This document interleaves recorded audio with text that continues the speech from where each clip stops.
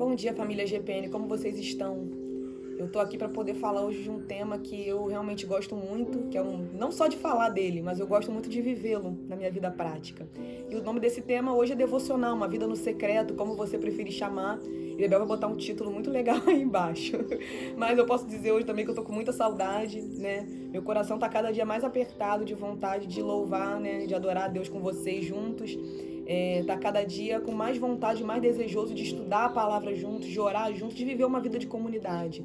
Mas eu sou grata ao mesmo tempo pela mídia, eu sou grata pela internet, eu sou grata pelo Espírito Santo que tem nos mantido unidos na fé, na palavra, na doutrina, sabe, na adoração. E eu sei que um dia nós vamos estar juntos de novo, em breve, em nome de Jesus, adorando e louvando a Jesus. Mas hoje eu queria, para a gente poder falar desse tema, que você abrisse em Mateus capítulo 6. Sabe, para contextualizar rapidinho, Mateus capítulo 6, ele está incluído entre Mateus capítulo 5 e entre Mateus capítulo 7. De Mateus 5 até o 7, Jesus ele dá aquilo que nós consideramos como uma das lições mais importantes para a nossa prática de vida cristã, que é o Sermão da Montanha. Então Jesus ali ele fala de bem-aventuranças, ele fala de uma vida de superior à lei, ele fala de pecado, ele fala também do lugar secreto aqui.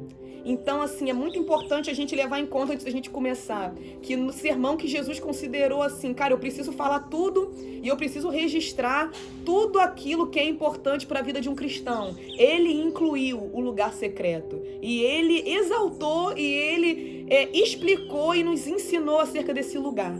Então, eu queria que a gente lesse agora de Mateus capítulo 6, versículo 1 ao versículo 5, que fala o seguinte: guardai-vos de fazer a vossa caridade e obra de justiça diante dos homens com o fim de serem vistos por ele. Caso contrário, não tereis qualquer recompensa do vosso Pai que está nos céus. Por essa razão, quando deres um donativo, não toques trombeta diante de ti, como fazem os hipócritas nas sinagogas e nas ruas, para serem glorificados pelos homens. Com certeza vos afirmo que eles já receberam o seu galardão. Tu, porém, quando deres uma esmola ou ajuda, não deixes a tua mão esquerda saber o que faz a direita, para que a tua obra de caridade fique em secreto, e teu Pai que vem em secreto te recompensará. E quando orardes, não sejais como os hipócritas, pois que apreciam orar em pé nas sinagogas e nas esquinas das ruas, para serem admirados pelos outros. Com toda certeza vos afirmo que eles já receberam o seu galardão. Espírito Santo, nós nesse momento te convidamos. Nós te convidamos, sabe, para estar presente aqui. Te convidamos para estar presente, Pai, não só dentro de nós, mas sobre nós, em cada casa, em cada família. E que o Senhor possa derramar sobre nós agora o espírito de sabedoria e de revelação da Tua palavra. Espírito Santo, que essa palavra seja liberada como bálsamo no coração de cada um, inclusive no meu. Em nome de Jesus, amém. Bom, nós lemos agora Mateus capítulo 6, do versículo 1 ao 5. E Jesus, como eu falei, ele está aqui ensinando e exaltando uma vida no secreto em detrimento da vida pública.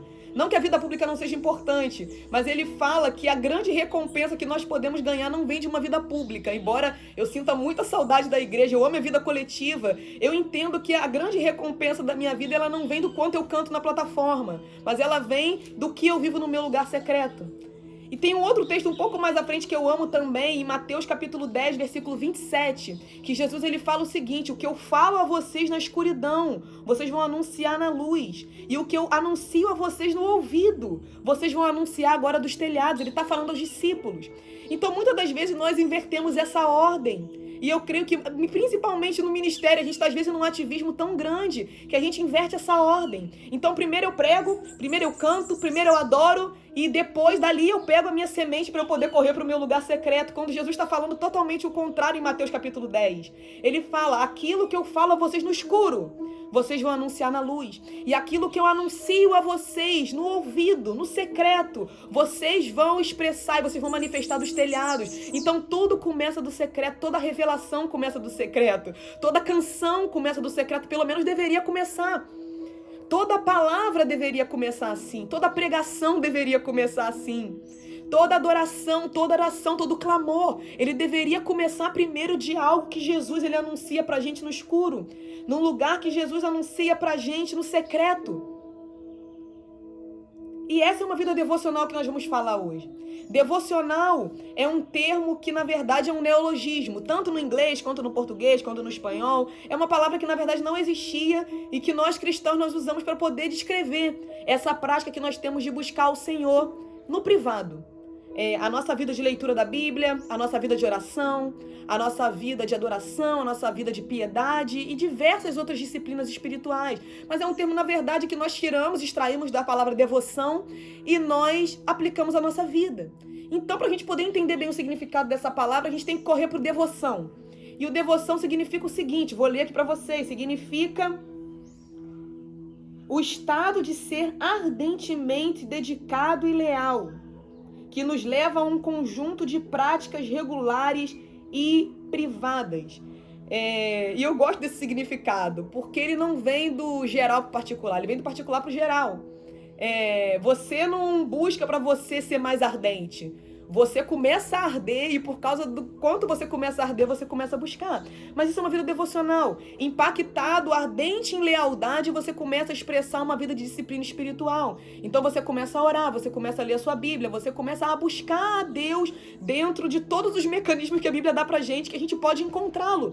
E isso é uma vida devocional. E Jesus julgou muito importante dizer pra gente que isso é importante, ainda mais do que a gente vive no público. É o secreto, porque o nosso público deveria, na verdade, ser um reflexo do secreto. E essa vida devota, ela é um princípio. Eu amo estudar princípios bíblicos por um motivo muito específico, porque eu amo os fins. E eu descrevo um princípio como o começo de um fim, né? Então, eu amo o fim, eu quero ver Jesus voltar, por exemplo. Eu quero a glória de Deus, que é um fim proveitoso. Eu quero a prosperidade bíblica, eu quero essas coisas. Mas muitas das vezes nós nos apegamos tanto ao fim que nós não tentamos discernir, não tentamos descobrir os inícios, os princípios que a Bíblia dá pra gente para que a gente possa acessar esses finais, esses resultados. E o princípio é exatamente isso, o princípio é uma chave. A Bíblia, ela tá repleta de chaves, que se a gente praticar, se a gente, for diligente, nós vamos acessar coisas em Deus e através dessas coisas que são indizíveis, são incríveis. Então eu posso dizer sobre os dízimos, é um exemplo, por exemplo, a Bíblia fala em Malaquias 3:10, trazei os dízimos à casa do Senhor e fazei prova de mim, e verás se eu não vou fazer isso e isso por vocês. Então o que a Bíblia está falando ali? Você me faz um começo, você me traz o dízimo, e a partir desse princípio que você está cumprindo, você vai ver o final que eu posso trazer sobre a sua vida, que é bênçãos sem medidas, abertura das comportas do céu sobre vocês. Então a Bíblia está repleta de princípios. E como eu encontro um princípio? O primeiro momento que eu identifico isso aqui como princípio é quando Jesus promete pra gente um galardão. Ou seja, se você começar praticando isso aqui, há um galardão pra você. Se você começar praticando isso aqui, há uma recompensa pra você. Se você começar e for diligente no secreto, mais ainda do que no público, mas se você for diligente no secreto, há um galardão específico pra você. E a segunda forma que eu identifico um princípio nisso daqui, e em qualquer outra coisa que eu busco na Bíblia, é quando eu encontro essa prática em diversos momentos da Bíblia. Quando eu vejo diversos homens e mulheres acessando bênçãos em Deus através de uma prática, eu falo, isso é um princípio. Então eu vejo homens acessando bênçãos em Deus por meio da generosidade em toda a Bíblia. E eu encontro isso em toda a Bíblia. Eu vejo homens e mulheres achando bênçãos e encontrando finais proveitosos em Deus através da oração. E eu encontro isso em toda a Bíblia. E hoje eu quero mostrar para vocês como eu encontro, porque eu preciso que você entenda que isso é importante. Tem uma frase de uma mulher que eu amo muito, que o nome dela é Misty Edwards, que ela fala que nós vivemos a vida diante da audiência de um só. Então, assim, eu quero dizer para vocês hoje, pessoalmente, o quanto isso é importante. Eu quero ser bem aberta e bem vulnerável no que eu tô falando, porque por meio do secreto eu já venci pecados. Pecados que eu tentava vencer na vida pública, que eu me derramava no chão da igreja e que eu chorava e que eu pedia, eu ia no congresso, eu ia no Danduque, eu ia em todo mundo para poder vencer pecados meus. E eu lembro em momentos em que eu tava com meu violão dedilhando, na época que eu era desafinadinha ainda, hoje eu melhorei um pouco, mas na época que eu era um pouquinho desafinadinha ainda, bem desafinadinha, e vocês me aguentavam. Mas na época que eu era bem desafinadinha, que eu ficava no meu lugar secreto lá com o meu violãozinho, que eu mal sabia afinar. E eu lembro que eu cantava uma canção pura pra Jesus, e eu lembro que ali eu fui liberta, sim, de pecados. Eu lembro em momentos no secreto em que eu fui curada. nas minhas emoções. Eu lembro em momentos no meu lugar secreto onde eu fui curada fisicamente. Eu lembro em momentos no meu lugar secreto onde eu fui liberta, sabe, de cadeias de falta de perdão. E só em às vezes orar, só em às vezes falar uma palavra simples para Jesus, só em às vezes abrir um texto bíblico que eu já tinha lido 388 vezes, mas o Senhor derramou uma luz nova sobre ele. No momento que eu li aquilo ali com essa luz, eu fui liberta. Então eu tô te encorajando nessa manhã, eu tô contando o meu testemunho para que você possa viver isso também, que a devocional, uma vida de pureza, uma vida de, sabe, de busca ao Senhor, ela é a chave para que você vença, uma chave para que você seja transformado, é uma chave para que você seja, sabe, afetado pela presença de Jesus. E eu quero mostrar isso na Bíblia também, não só com a minha vida, porque a Bíblia é nosso guia de fé e prática. Mas eu quero que você abra a sua Bíblia primeiro em Gênesis capítulo 5, versículo 22, que é o primeiro momento em que eu vejo alguém sendo afetado pelo secreto. Então eu vou dar alguns exemplos, não vou dar todos, mas eu vou dar alguns exemplos. Em Gênesis 5, 22 fala o seguinte: depois que gerou Matusalém, Enoque andou com Deus mais 300 anos e gerou filhos e filhas. Versículo 23. Toda a duração da vida de Enoque foi de 365 anos. 24. Enoque andou com Deus. Enoque andou sempre em comunhão com Deus. E um dia desapareceu porquanto Deus o arrebatou. Eu amo uma versão da Bíblia que fala o seguinte, e pastor Paulo sempre usa essa: Enoque andou com Deus até que ele já não era mais. Mas guarda isso. Depois, eu quero que você abra a sua Bíblia em Êxodo, capítulo 33.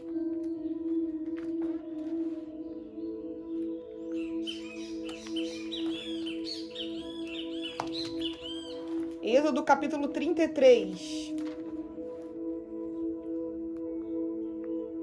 E eu vou ler só o versículo 7, tá? Aí você pode depois ler até o 11, até o 23. Mas fala o seguinte: ora, Moisés costumava montar uma tenda do lado de fora do acampamento, e chamava de tenda do encontro. Todas as pessoas que tinham uma questão para formular a Yavé dirigiam-se à tenda do encontro, que ficava armada fora do acampamento. Outras versões dizem: todo aquele que queria consultar a Yavé, ele entrava sozinho na tenda do encontro para poder consultar a Yavé. Nesse texto vai dizer mais um pouquinho que Moisés também, versículo 18, se fala do versículo 18, que Moisés, ele tá na presença de Deus no monte. Então isso aqui mostra uma constância de Moisés no monte. Eu achei engraçado que eu tava pesquisando. E Moisés, ele passou 20 capítulos de Êxodo praticamente na montanha. Ele desce, vê o povo no bezerro, ele fica desesperado e ele volta pro monte de novo. Ele não fica lá embaixo, ele volta. Então Moisés, ele tinha uma vida constante de lugar secreto. E não só uma vida constante. Ele replicou isso no povo. Ele criou uma tenda para que o povo também pudesse acessar isso.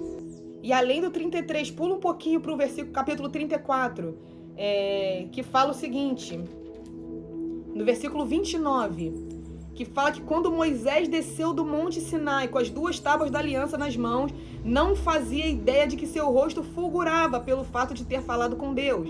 Então a gente vê aqui um homem que tinha uma prática da presença. Ele subia para o monte, ele tinha relacionamento com Deus, ele reproduziu isso no povo, criando a tenda do encontro. E no momento ele foi tão afetado pela glória, porque no capítulo 33, se você ler ele todo, você vê que Moisés, ele viu a glória de Deus, ele viu as costas de Deus, porque a face ninguém poderia ver, mas que ele volta, só de ver as costas de Deus, ele volta com o rosto dele transformado, com o rosto dele brilhando. Além disso, vamos em Salmo capítulo 51, porque Salmo capítulo 51, eu não vou ler ele todo. Eu posso ler o versículo 10, que é um versículo que eu gosto muito, que ele fala o seguinte: ó Deus meu, cria em mim um coração puro e renova dentro de mim um espírito inabalável. Não afastes da tua presença e nem tires de mim o teu Santo Espírito.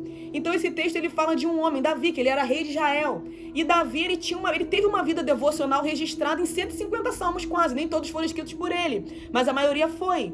Mas tem um livro de 150 capítulos, cheio de salmos e de canções que Davi escreveu para o Senhor.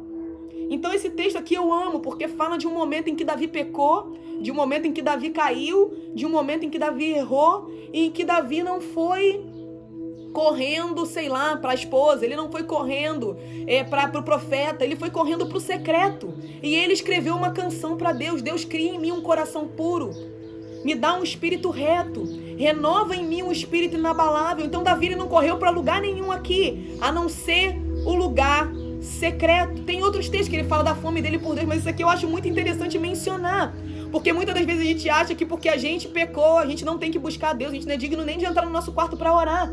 Mas Davi ele foi um cara que assim que ele errou, ele não correu para lugar nenhum, a não ser para o lugar secreto, em humilhação e reverência ao Senhor. Além disso, eu queria que vocês abrissem a Bíblia de vocês em Hebreus capítulo 9.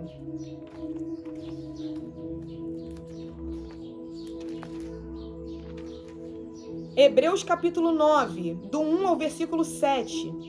Ele vai retratar todo o ritual do sacerdote.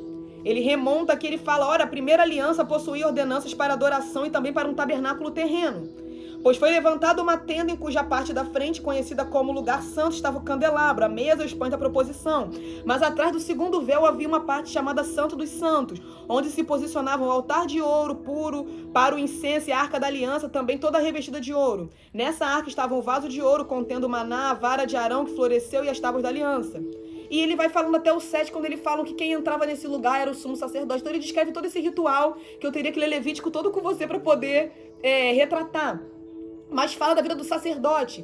Então, além desses homens que eu citei, durante muitos anos em Israel, muitos anos, durante séculos, eu posso dizer assim, muitos séculos, havia um ritual do lugar secreto. Que o sacerdote, o sumo sacerdote, ele se preparava e ele entrava, ele sacrificava e ele entrava no lugar secreto onde ele tinha acesso ali à glória de Deus. A gente vê que isso aconteceu em Êxodo e a gente pega isso acontecendo perto do nascimento de Jesus. Lá em Lucas, quando fala de Zacarias, que ele foi sorteado para entrar e ele entrou e ele saiu mudo. Mas ali a presença do Senhor se manifestava. Então foram anos de prática, era uma prática. O lugar secreto em Israel era uma prática sacerdotal. Além disso, eu quero dizer para vocês que Jesus, o nosso sumo sacerdote, que é como esse texto descreve pra gente, ele tinha uma prática de secreto. E em Lucas capítulo 5, versículo 16, ele fala o seguinte, a Bíblia fala o seguinte, que Jesus, enquanto a multidão estava alvoroçada com tudo que ele estava fazendo, Jesus, ele saía, ele fugia e ele buscava um lugar solitário onde ele pudesse orar, onde ele pudesse estar com o Pai, que era onde ele gostava de estar. Em Lucas capítulo 22, do versículo 39 ao 46, esse texto vai falar do Getsêmani. Jesus nos seus momentos finais. Imagina o que você faria nos seus momentos finais na Terra. Minha filha, seu tempo está acabando. O que você faria? Já me perguntaram isso. Eu ia pegar um avião, eu ia para Paris, eu ia para não sei onde. Jesus não. Ele correu para um lugar secreto para orar. E um texto que, voltando um pouquinho mais em Lucas capítulo 9, do versículo 28 ao 36, que fala do monte da transfiguração.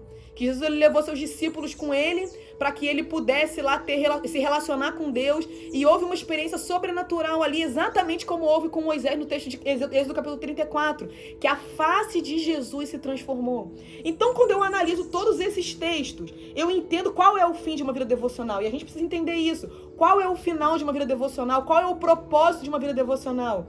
E ele se resume para mim em 2 Coríntios capítulo 3, versículo 18, que diz o seguinte, que todos nós com a face descoberta, contemplando como um espelho a face do Senhor, nós somos transformados com glória cada vez maior.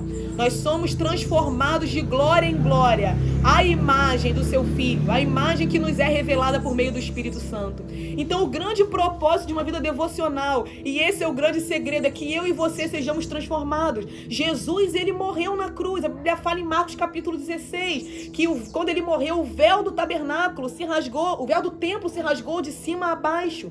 Então isso representa o quê? Jesus Cristo, ele morreu para que eu e você pudéssemos ter relacionamento com Deus. Ele morreu para que eu e você pudéssemos ser restaurados à imagem de Deus, para que nós pudéssemos contemplar a face do Senhor e ser transformados de glória em glória. Para isso Jesus morreu. Não para que nós nos perdêssemos nos nossos pecados. Ele não morreu para que nós nos perdêssemos nas nossas iniquidades. Ele morreu para que nós pudéssemos ser transformados por Jesus, transformados pelo Espírito Santo de Deus.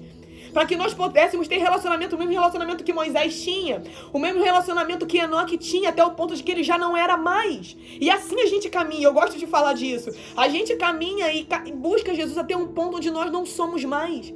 Onde nós não somos mais a mesma Beatriz, a mesma Isabela, o mesmo Gerson, a mesma Regina. Para isso Jesus morreu. Esse é o propósito de uma vida do secreto. Jesus morreu, não esqueça isso, para que o véu pudesse se rasgar de cima a baixo e eu e você pudéssemos ter uma vida no secreto. Então valorize o secreto. Valorize o secreto. Sabe, voltando à questão do sacerdócio. Para mim, Jesus aqui, quando ele está falando isso, ele está exaltando o sacerdócio, que é a vida do secreto, né?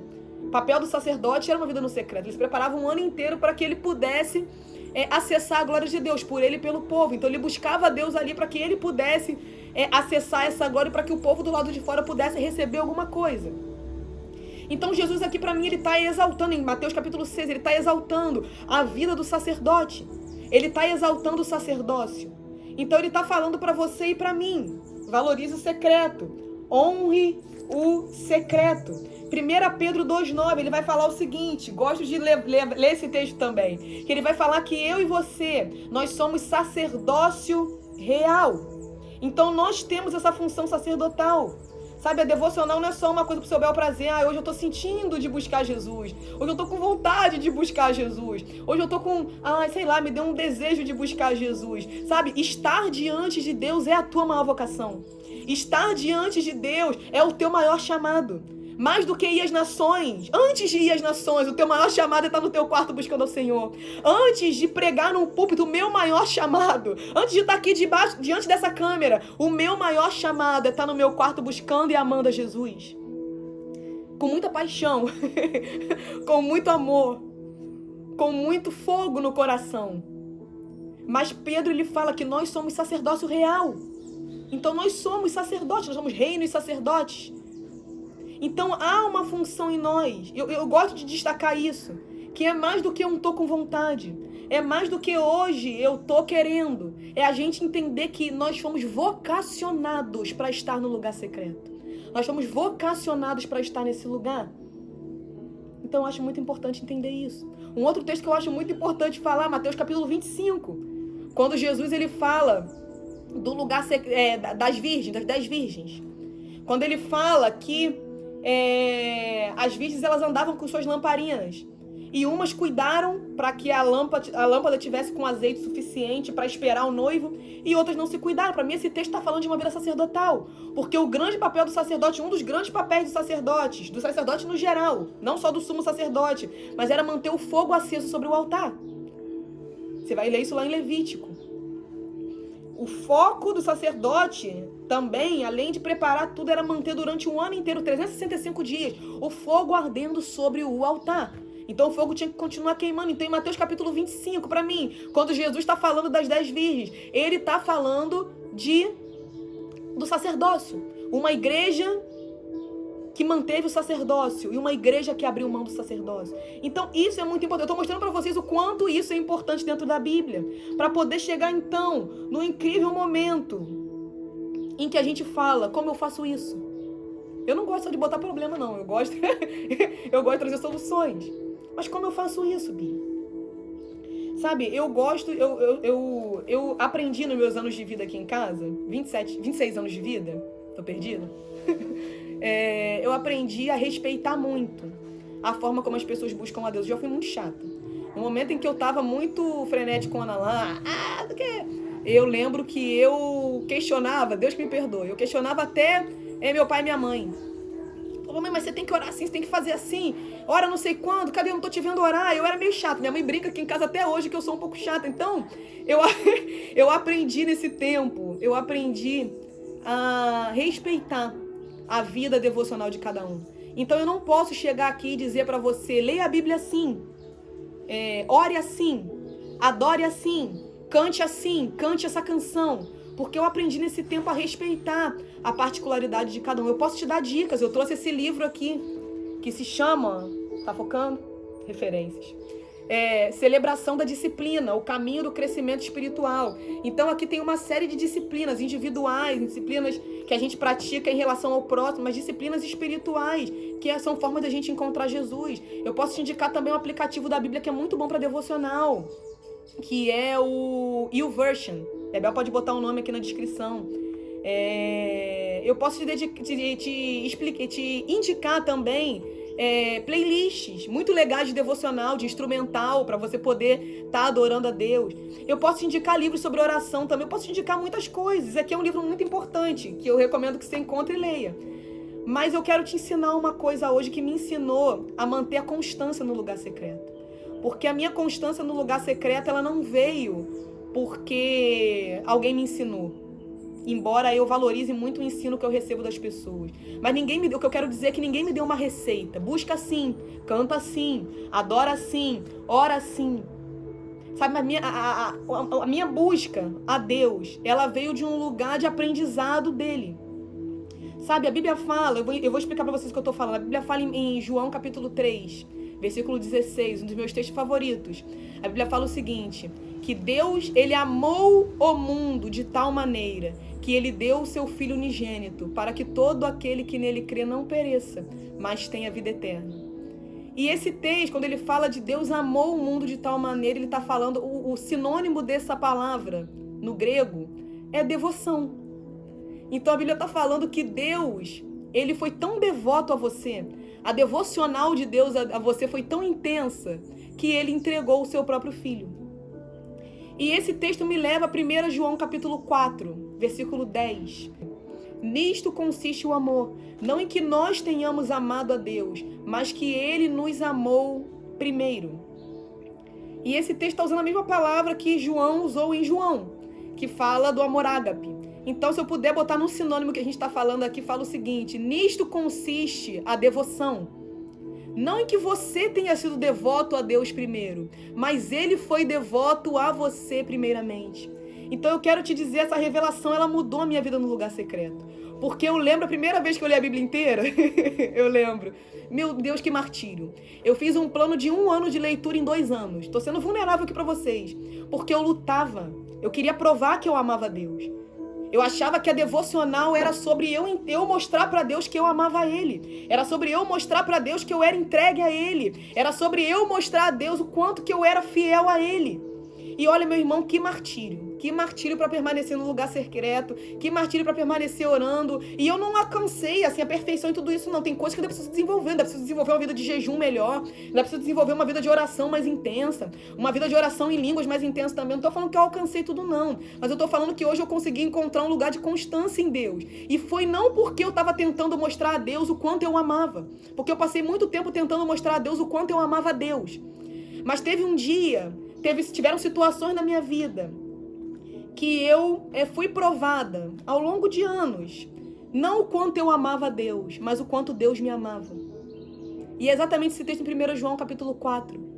Quando eu comecei a entender o quanto Deus foi devoto a mim, quando eu comecei a entender que não importava aquilo que eu fizesse, que Ele estava de braços abertos para receber meu coração quebrantado, quando eu comecei a entender, sabe, que o amor dele por mim era incondicional, que o amor dele por mim, sabe, era imutável, não importasse a escolha que eu tivesse, isso não quer dizer que eu posso tomar qualquer escolha, mas quer dizer que o amor de Deus, ele é incondicional.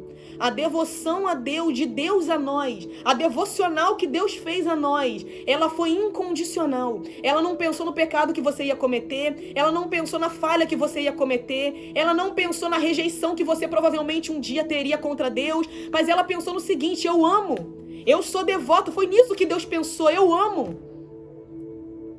Então eu vou me entregar. E no momento em que nós entendemos isso, a gente às vezes pode nem entender, mas no momento que nós aceitamos isso, a nossa vida devocional muda. Porque a gente passa a ser uma resposta.